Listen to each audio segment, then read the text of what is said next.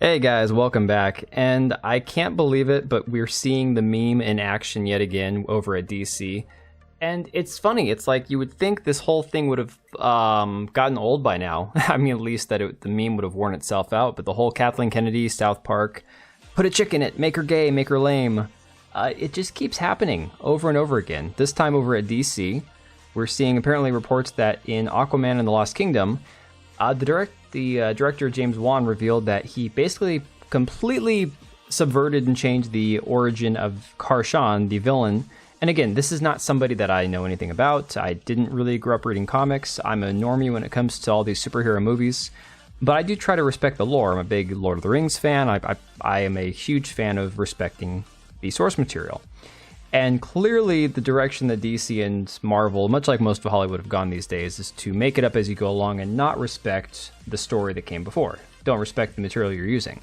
And in this case, they have taken this gigantic shark man, which has evolved from radiation, and they've basically just gender swapped him.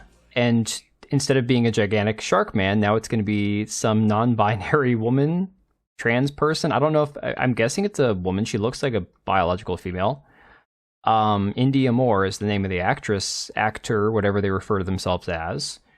But yeah, we're seeing it again. A complete gender bending of a character that, not many people knew much about, and it's not like it's gonna turn many heads, except people who read the comics, which is a pretty sizable percentage of the audience, I guarantee it.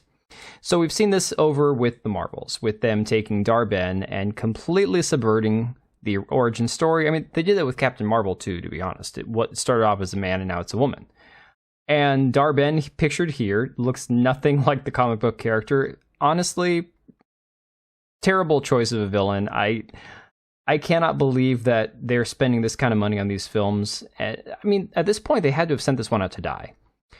So the way the box office is shaking out right now, we've got projections of 47 to 55 million for the opening weekend here, which is abysmal. Not shocking in my personal opinion. I kind of suspected that there wasn't much hype for this movie.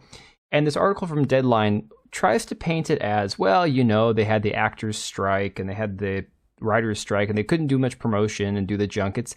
Honestly, I don't think it matters because that wasn't happening during the last Ant-Man movie. That wasn't happening during Blue Beetle. That didn't happen for the Eternals. None of those movies had a strike going on, and every single one of them did very poorly at the box office.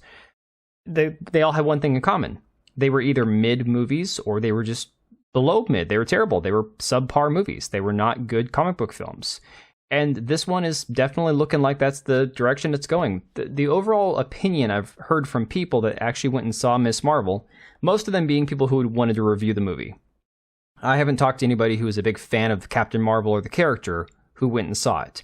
But the overall opinion you're seeing from people who went with the intention of making a video on it wasn't the worst thing I ever saw, certainly wasn't the best thing. It's in the bottom half of Marvel movies, which anything in the bottom half of movies that are subpar, I mean, look, let's be honest.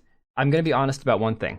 I think we have put an unrealistic expectation on Marvel movies to be the new cinema, to be the new experience in theaters. And, film was always supposed to be an art form, right? It was supposed to be like a performance, like a stage performance or Broadway, musical, singing, theater, all that.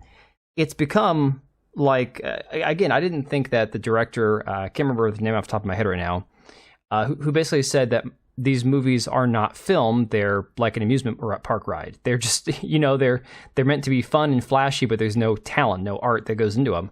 I'm starting to agree with that opinion.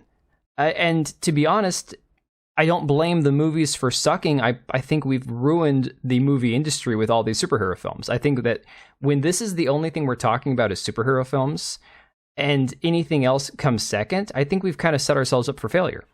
So that being said, if you look at the reviews for this movie currently, we've all talked about the whole Rotten Tomatoes score, how it's manipulated with, paid for reviews. And then they have the whole critic review versus top critics, all critics.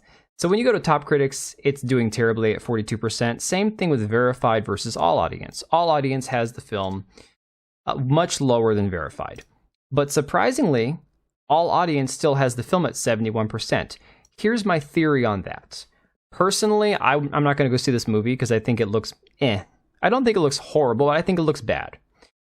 That being said, the people who went and saw this movie either expected it to be bad and might have been surprised it wasn't as bad as it could have been, or they were people who already went hoping to help increase the score of the movie by leaving a positive review. Look, you're not going to have many people who are burned out on Marvel, people who are normies who say that this movie just kind of looks meh, going to the theater. So it's not surprising that it's sitting at 85% with the verified score and 71% with the audience score. These are people who intentionally went to see this movie to help the ticket sales, or because they like the character. That's not the majority of people, but it's the majority of people who went and saw this movie. So I don't even think the score is being manipulated so much as it's representative of the small percentage of people who actually went to see the film. Because the film financially is not doing well. And, you know, when you go on Twitter and look at like all the hype for this movie, there is not very much there. Other than the few obvious bot accounts that shill for this kind of crap over and over again, most people are just talking about how bad it is. There's not a whole lot of excitement for it. That being said, I'll be curious to see long-term how this does in theaters. I would not be surprised if it ends up being the lowest grossing film in all the MCU as far as the theatrical run goes. But let me know what you guys think down below. If you're going to suffer through it, let me know how you thought it was down in the comments below, and we will see you guys on the next one. And if you made it this far, thank you for watching the video. We do have 2 channels, one for daily uploads, the other one for more of my live streams and hot takes. Links to both are down below, as well as the ability to join as a channel member for as little as $3 a month, and that'll greatly help us out. Much appreciated. We also have links to our Etsy accounts down below, as well as our website.